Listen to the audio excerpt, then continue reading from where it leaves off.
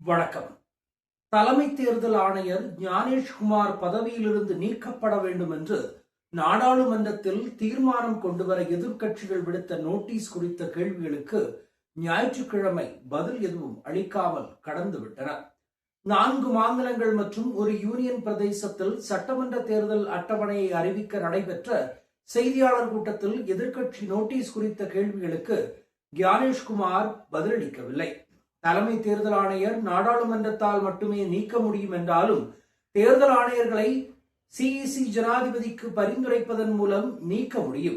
முதன்முறையாக ஞானேஷ்குமாரை பதவியிலிருந்து நீக்க கோரி எதிர்க்கட்சிகள் மக்களவை மற்றும் மாநிலங்களவையில் ஒரு தீர்மானத்தை கொண்டுவர நோட்டீஸ் சமர்ப்பித்துள்ளன.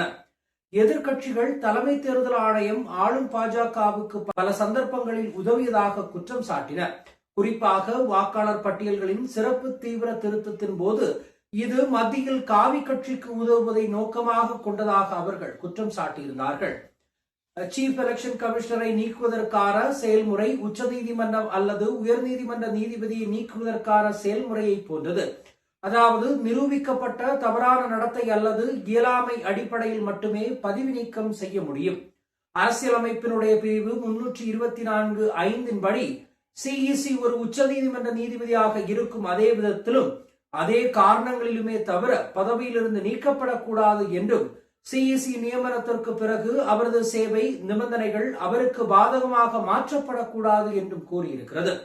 சிஇசியை நீக்குவதற்கான தீர்மானம் பாராளுமன்றத்தின் எந்த அவையிலும் அறிமுகப்படுத்தப்பட்டு சிறப்பு பெரும்பான்மையால் நிறைவேற்றப்பட வேண்டும். அவையின் மொத்த உறுப்பினர்களில் பெரும்பான்மை மற்றும் கலந்து கொண்டு வாக்களிக்கும் உறுப்பினர்களில் 2/3 பங்கு பெரும்பான்மை பெற வேண்டும் என்பதும் இதில் மிக முக்கியமானதாக பார்க்கப்படுகிறது. ஒட்டுமொத்தமாக தேர்தல் கமிஷன் பாஜகவிற்கு மிகப்பெரிய அளவில் உடந்தையாக உறுதுணையாக இருப்பதனுடைய எடுத்துக்காட்டு ஒவ்வொரு முறையும் தேர்தல் கமிஷனரை மாற்றி மாற்றி தங்களுக்கு சாதகமானவர்களை அங்கே நியமிக்கும் பொழுது இதே போன்ற சிக்கல்கள் வரும் என்று மிகப்பெரிய அளவில் எச்சரிக்கையுடன் இருக்கிறார்கள். அதனால்தான் ஞானேஷ்குமார் போன்ற தேர்தல் கமிஷனர் ஆணையர்கள் எதுவும் பதிலளிக்காமல் சூசகமாக நடந்து கொள்கிறார்கள். மற்றும் அறிவில் சந்திப்போம். நன்றி, வணக்கம். 3 யூடியூப் சேனல்கள் வியாபாரத்திற்கு இருக்கிறது.